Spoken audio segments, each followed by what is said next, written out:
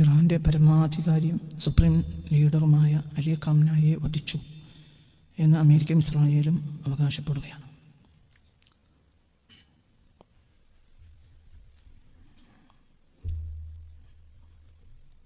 അങ്ങനെ സംഭവിക്കാതിരിക്കട്ടെ എന്ന് നമുക്ക് ദുആ ചെയ്യാം. അതേസമയത്ത് അങ്ങനെ സംഭവിച്ചു കഴിഞ്ഞാൽ അത് ഏഷ്യൻ ആഫ്രിക്കൻ രാജ്യങ്ങളിൽ ഉണ്ടാക്കുന്ന കുഴപ്പങ്ങൾക്ക് പെട്ടെന്നൊന്നും പരിഹാരമുണ്ടാക്കാൻ കഴിയാതെ വരും. അത് വളരെ ദുരന്തകരമായ ഒരവസ്ഥയായിരിക്കും. ആ അവസ്ഥ അങ്ങനെ വരാതിരിക്കട്ടെ എന്ന് നമുക്ക് റബ്ബിനോട് ദുആ ചെയ്യാം. കാരണം ഇത് നിസ്സാരമായ ഒരു കാര്യമാണ് അമേരിക്കയെ സംബന്ധിച്ചിടത്തോളം. അമേരിക്കയ്ക്ക് വഴിപ്പെടാത്തവരെയൊക്കെ കൊല്ലുക എന്നത് അമേരിക്കയുടെ പൊതു സ്വഭാവമാണ്. അങ്ങനെ പലരെയും പല ഭരണാധികാരികളെയും ചരിത്രത്തിൽ അമേരിക്ക കൊന്നിട്ടുണ്ട്. അവരുടെ ചരിത്രവും ഈ കഴിഞ്ഞ കാലത്ത് ഞാൻ പ്രഭാഷണം മധ്യേ പറഞ്ഞിട്ടുണ്ട്. പക്ഷേ അലി ഖാംനായി എന്ന ആൾ കേവലം ഒരു രാഷ്ട്രീയ നേതാവോ കേവലം ഒരു ഭരണാധികാരിയോ അല്ല. പകരം അത് മുസ്ലിം ലോകത്തെ രണ്ടാമത്തെ വിഭാഗമായ അഹ്ലു സുന്ന കഴിഞ്ഞാൽ പിന്നെ ഉള്ള വിഭാഗം ഷിയാക്കളാണ്. അതൊരു പ്രബല വിഭാഗവുമാണ്. മുസ്ലിം ലോകത്തെ സംബന്ധിച്ചിടത്തോളം അതൊരു പ്രബല കക്ഷിയാണ്. അവരുടെ കേവലമുള്ള രാഷ്ട്രീയ നേതാവല്ല അലി ഖാംനായി, പകരം അവരുടെ ആത്മീയ നേതാവാണ്. അങ്ങനെ വരുമ്പോൾ വലിയ ദുരന്തങ്ങളുണ്ടാവും. ആ ദുരന്തങ്ങളെ പരിഹരിക്കാൻ ആ ദുരന്തങ്ങൾ മുഴുവനും അനുഭവിക്കേണ്ടി വരിക മുസ്ലിം ലോകം തന്നെയായിരിക്കും. എന്തുകൊണ്ടെന്നാൽ ഇതിൻ്റെ പിന്നിലുള്ള ഒരു പ്രൊപ്പഗണ്ടയും ഒരു യാഥാർത്ഥ്യവും ഉണ്ട്. എന്താണ് പ്രൊപ്പഗണ്ട? മുസ്ലിം ലോകം മുഴുവനും അമേരിക്കയുടെ കൂടെയാണ്, ഇസ്രായേലിൻ്റെയും. മുസ്ലിം ലോകം മുഴുവനും അമേരിക്കയുടെയും യൂറോപ്പിൻ്റെയും കൂടെയാണ്. മുസ്ലിം ലോക നേതാക്കളെല്ലാം ഇസ്രായേലിൻ്റെ കൂടെയുമാണ് എന്നത് ഒരു പ്രൊപ്പഗണ്ടയും ഒരു യാഥാർത്ഥ്യവുമാണ്. അതിൻ്റെ മേൽ വലിയ പ്രശ്നങ്ങളുണ്ടാക്കും. ആ പ്രശ്നങ്ങൾ തന്നെയാണ് സത്യത്തിൽ അമേരിക്കയുടെ ആവശ്യം. എന്താണ് അമേരിക്കയുടെ ആവശ്യം? അശാന്തമായ സാഹചര്യം പേർഷ്യൻ ഗൾഫിൽ നിലനിർത്തുക. എന്നാൽ അമേരിക്കയുടെ സാന്നിധ്യത്തെ മുസ്ലിം രാജ്യങ്ങൾ നിർബന്ധിച്ച് ക്ഷണിച്ചു വരുത്തും. അങ്ങനെ വരുമ്പോൾ അവർക്ക് വളരെ തുച്ഛമായ വിലക്ക് എണ്ണ കൈക്കലാക്കാൻ കഴിയും. ഇതിൻ്റെ എല്ലാം അടിസ്ഥാനം എണ്ണയാണ്. ഇറാൻ്റെ പ്രത്യേകതയും നിങ്ങൾ മനസ്സിലാക്കണം. ഏഷ്യൻ രാജ്യങ്ങളിൽ ആദ്യമായി എണ്ണ കണ്ടെടുക്കുന്നത് മസ്ജിദ് സുലൈമാനി നഗരത്തിലാണ്. അത് ഇറാനിലാണ്. ലോകത്തെ ആദ്യമായി ഏഷ്യൻ രാജ്യങ്ങളിൽ ആദ്യമായി എണ്ണ കണ്ടെടുത്തത് ഇറാനിലാണ്.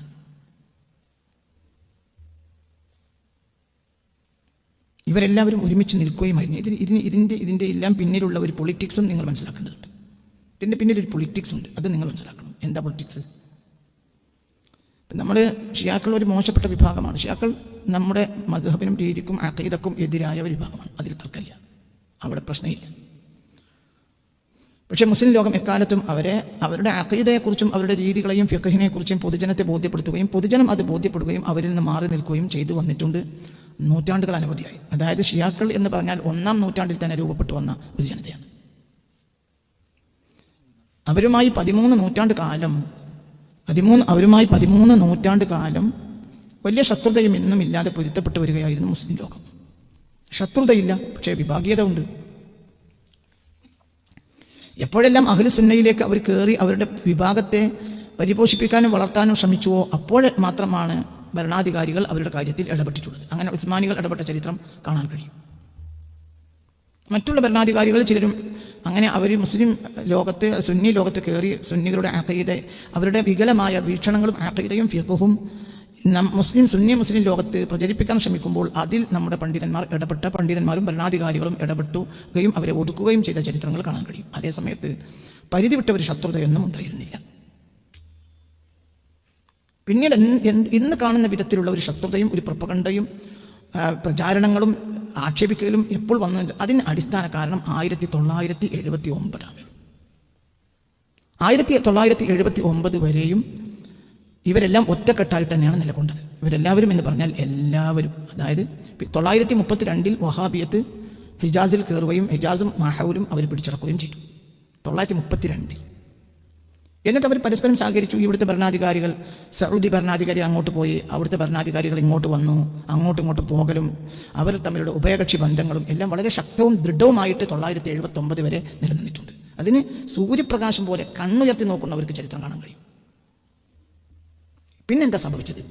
പക്ഷെ അപ്പോൾ ഭരണാധികാരികൾ ആരായിരുന്നു? ഷിയാക്കൾ തന്നെ. പക്ഷെ ഭരണാധികാരികൾ അമേരിക്കൻ താല്പര്യത്തിനനുസരിച്ച് തുള്ളുന്ന ആളുകളായിരുന്നു 1979 വരെ. അപ്പോൾ ഇവർക്കൊരു പ്രശ്നം ഉണ്ടായിരുന്നില്ല. ഇന്ന് കാണുന്നത് പോലത്തെ പ്രൊപ്പഗണ്ടകൾ അടിച്ചു പരത്തുകയോ പ്രചരിപ്പിക്കുകയോ യുദ്ധം ചെയ്യുകയോ അവർക്കിടെ ഇറാനും സൗദിയും തമ്മിൽ യുദ്ധം ഉണ്ടാവുകയോ ഒന്നും ചെയ്തിട്ടില്ല. വളരെ സന്തോഷകരമായിട്ടാണ് ഇവർ തമ്മിൽ കഴിഞ്ഞു പോയിട്ടുള്ളത്. അത് നിങ്ങൾ ചരിത്രം പഠിക്കാത്തത് കൊണ്ടാണ്. ചില കാര്യങ്ങൾ പറയുമ്പോൾ ആളുകൾ അതിന്മേൽ ദേഷ്യപ്പെടും. അവർ പറയുന്ന ആൾക്കത് പറയാനൊരു അവസരം കൊടുക്കില്ല. എന്താണ് ആളുകൾ ദേഷ്യപ്പെടാനുള്ള കാരണം? ആളുകൾക്ക് ഇഷ്ടമുള്ള തന്നെ നമ്മൾ പറയണം, അത് നടക്കില്ല. ഒരു പഠിക്കുന്ന ആളെ സംബന്ധിച്ചിടത്തോളം പഠിച്ച് പറയാം. ഇത് നിങ്ങൾ പഠിച്ചു നോക്കി. ഞാൻ ഈ പറഞ്ഞ കാര്യങ്ങൾ വളരെ കൃത്യമാണ്, സത്യമാണ്. നിങ്ങൾ ആയിരക്കണക്കിന് കൊല്ലത്തിലേക്ക് പോകണ്ട. നിങ്ങൾ 932 മംലക്കത്തുൽ അറബിയത്തു സഊദിയ എന്ന രാജ്യം ഉണ്ടാകുന്നത് എന്ന ഒരു പൊളിറ്റിക്സിൽ, വഹാബി പൊളിറ്റിക്സിൽ ഹിജാസ് ഒരു പുതിയ രൂപത്തിലേക്ക് വരുന്നത് 932 കൂടിയാണ്.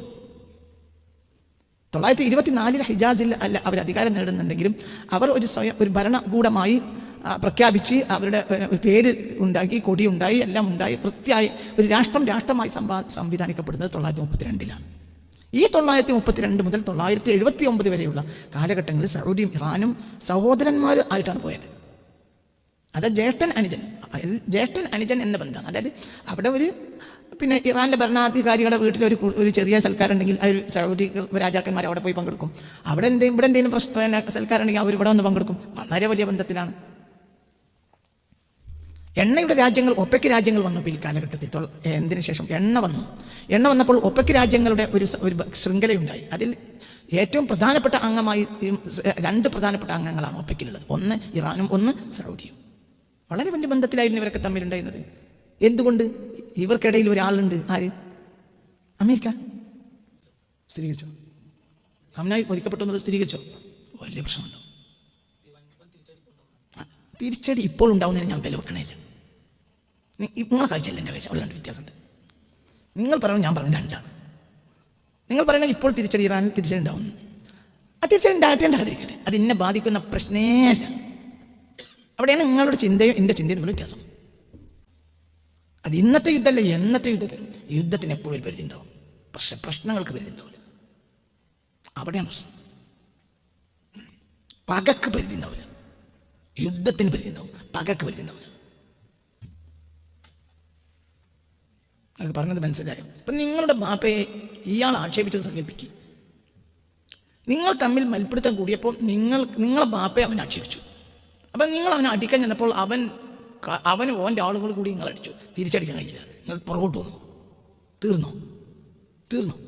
തീർന്നിട്ടില്ല. അവിടെ പ്രശ്നം. നിങ്ങളൊരു സന്ദർഭത്തിൽ തിരിച്ചടിക്കുന്നതിന് ഒരു പരിധി ഉണ്ടാവും, പക്ഷെ നിങ്ങളെ പകക്ക് പരിധി ഉണ്ടാവില്ല. കാരണം നിങ്ങളെ ബാപ്പ എന്നുള്ളത് നിങ്ങളെ ആത്മാവിൻ്റെ ഏറ്റവും വലിയ ആളാണ്. നിങ്ങൾ ബാപ്പാൻ ആക്ഷേപിച്ചാൽ, നിങ്ങളെ പകക്ക് പരിധിയില്ല, നിങ്ങളുടെ അടിക്ക് പരിധിയുണ്ട്.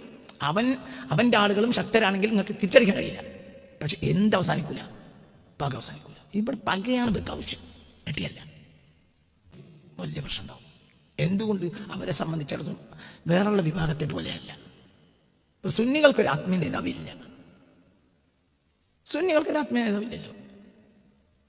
പണ്ഡിതന്മാരുണ്ട്. അത്രയേ ഉള്ളൂ. എന്തില്ല? ഒരു ആത്മീയ നേതാവില്ല. പറഞ്ഞത് അങ്ങനെ തന്നെ പാലിച്ചു. അങ്ങനത്തെ നേതാവ് സുന്നികൾക്കില്ല. ഷിയാക്കൾക്ക് ആത്മീയ നേതാവുണ്ട്. അയാൾ പറഞ്ഞാണ് അവസാന വാക്ക്. ഉദാഹരണം പറയാം, കാത്തലിക്സ് ക്രിസ്ത്യാനികൾക്ക് ഒരു ആത്മീയ നേതാവുണ്ട്. അതാരാ? പോപ്പൊരു കാര്യം പറഞ്ഞാൽ അതാണ് നിയമം. അപ്പൊ പോപ്പിനൊരു ക്ഷതം പറ്റാന്ന് പറഞ്ഞാൽ കാത്തലിക് ക്രിസ്ത്യാനികളെ സംബന്ധിച്ചിടത്തോളം അവർ മരിക്കുന്നതിനേക്കാൾ അവർക്ക് വേദന പോപ്പിനൊരു ക്ഷതം പറ്റലായിരിക്കും അവർ യഥാർത്ഥ ക്രിസ്ത്യാനികളാണെങ്കിൽ. കാരണം അത് അവരുടെ ആരാണ്? രാഷ്ട്രീയ നേതാവ് മാത്രമല്ല, അവർ എന്താണ്? വത്തിക്കാൻ സിറ്റിയിലെ രാഷ്ട്രീയ നേതാവ് മാത്രമല്ല പോപ്പ് ആരാണ്? അവരുടെ റിലീജിയസ് സ്കോളറാണ്, അവരുടെ സുപ്രീം കമാൻഡറാണ്, സുപ്രീം കമാൻഡറാണ്. അങ്ങനെ സുന്നികൾക്ക് നേതാവില്ല. അങ്ങനെ സുന്നികൾക്കൊരു നേതാവില്ല. മനസ്സിലാണ്ട്? ഒരു കാലത്ത് ഖലീഫമാരുണ്ടായിരുന്നു. ഖിലാഫത്ത് 900-ന്റെ തുടക്കത്തിൽ തകർന്നു. പിന്നെ അങ്ങനെ ഇല്ല. അതിലെതിരെപ്പോഴുണ്ടായിരുന്നു. പക്ഷെ അതേസമയം ഷിയാക്കൾക്ക് ഏത് കാലത്തും ആരുണ്ട്? അത് പ്രശ്നമാണ്. ആത്മനേതാവിന് എന്തെങ്കിലും സംഭവിക്കാറിഞ്ഞാൽ പക അവസാനിക്കില്ല. പക അത് പ്രശ്നമാണ്. ഈ പ്രശ്നം യുദ്ധം ചെയ്ത് ഇനി അമേരിക്കക്ക് ഇറാനോട് ശത്രുതയുണ്ടെങ്കിൽ, ഇസ്രായേലിനുണ്ടെങ്കിൽ, ഇത് യുദ്ധം ചെയ്ത് തീർക്കാൻ ഒരു രാജ്യത്തോട് തർക്കം പ്രശ്നം ഉണ്ടെങ്കിൽ അവർക്ക് എന്ത് ചെയ്യാം? യുദ്ധം ചെയ്യാം, യുദ്ധം ചെയ്ത് ഒതുക്കാം. എന്നിട്ട് അവസാനം എന്ത് ചെയ്യാം? വിഷയങ്ങൾ പറഞ്ഞു തീർക്കാം. അല്ലെങ്കിൽ മൂന്നാമത്തെ ഒരു കക്ഷി, ഇവിടെ ഒരു സാധനം ഉണ്ടല്ലോ UN, മനസ്സിലായില്ല? ഇവിടെ യുണൈറ്റഡ് നേഷൻസ് എന്നൊരു സാധനം ഇവിടെ ഉണ്ടല്ലോ. അവർക്കിടയിൽ ആ കാര്യം പറഞ്ഞു തീർക്കാം. അല്ലെങ്കിൽ യുദ്ധം പിന്നെ നിർത്തിയിട്ട് പിന്നെയും മുന്നോട്ട് പോകാം. കൊല്ലങ്ങൾ എത്ര യുദ്ധം നടന്ന സംഭവങ്ങൾ ഉണ്ടായിട്ടുണ്ട്. അതേ സമയത്ത് ആ രാജ്യത്തിൻ്റെ പരമാധികാരിയും ആത്മീയ നേതാവിനെയും കൊന്നു കഴിഞ്ഞാൽ അത് പ്രശ്നം, അത് അവിടെ അവസാനിക്കൂല. ആ പ്രശ്നം അവസാനിക്കുന്നില്ല. ആ പ്രശ്നം അവസാനിക്കില്ല. ആ പക അവസാനിക്കൂല. നൂറ്റാണ്ടുകൾ കഴിഞ്ഞാൽ അവസാനിക്കൂല. ഈ പ്രശ്നത്തിന് ഇനിയിപ്പോൾ ഈ പ്രശ്നം ഇതിന് സൗകര്യം മുഴുവനും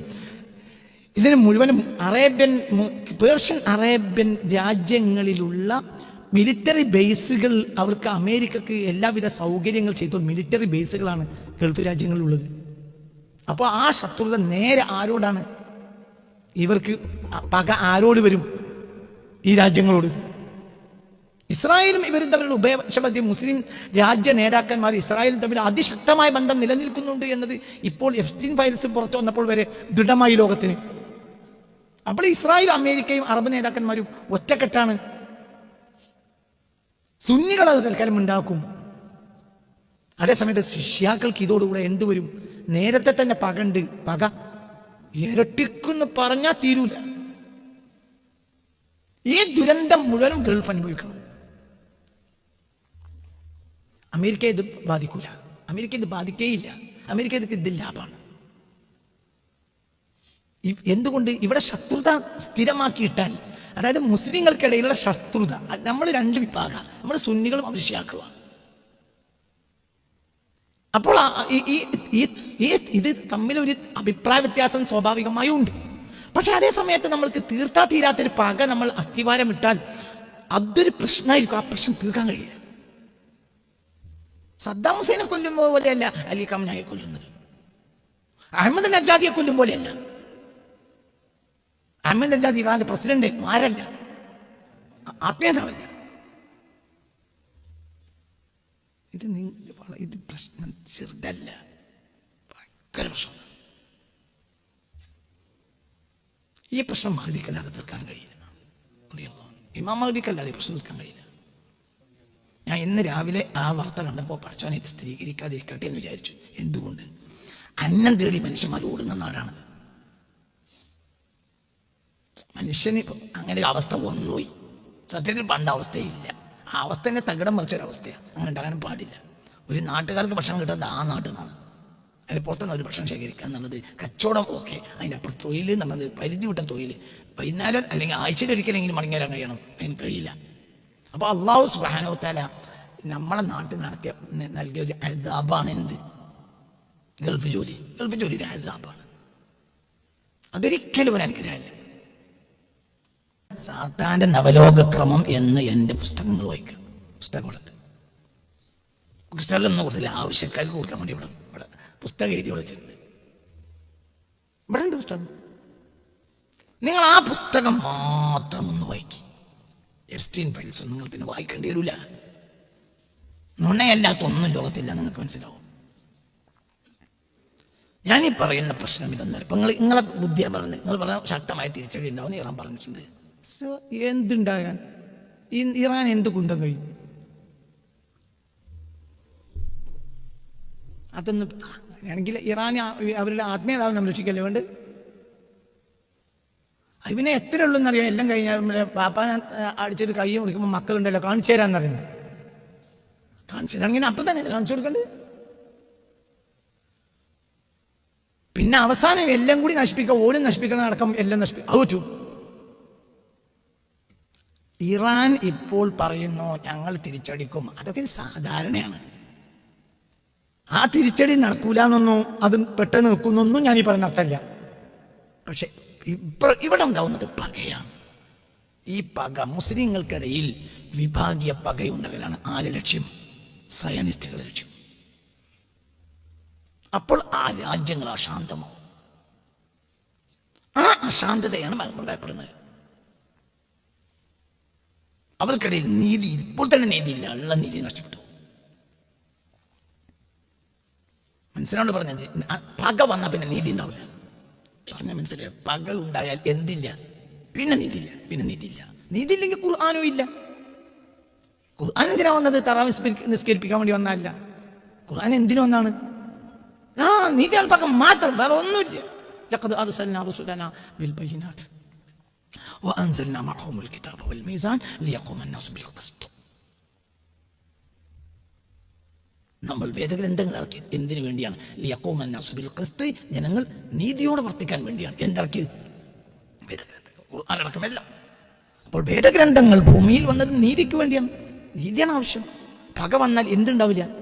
നീതി ഉണ്ടാവില്ല. അനീതിയോ വീണ്ടും അനീതിയെ ഉണ്ടാക്കും. അനീതിക്കൊരു പ്രശ്നമുണ്ട്. അനീതി പ്രസവിക്കും, നീതി പ്രസവിക്കൂല. അനീതി പ്രസവിക്കും.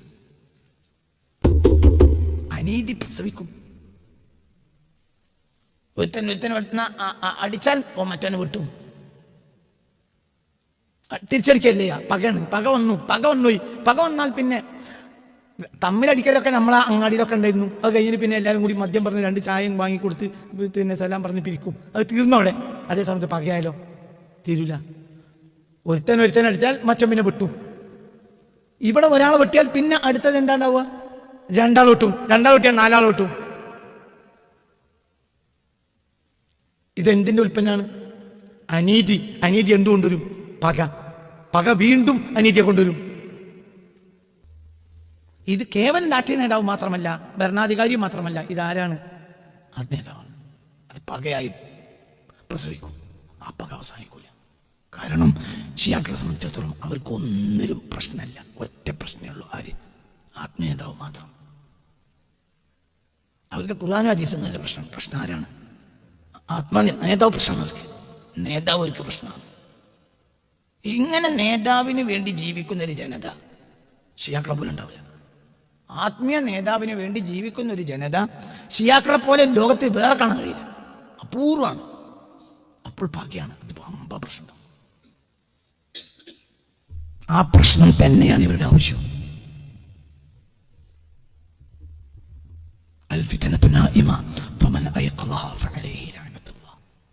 യുദ്ധമല്ല, ഫിത്നയാണത്. ഇത് ഫിത്നയാണ്. ഫിത്ന ഉറങ്ങിക്കിടക്കുകയാണ്.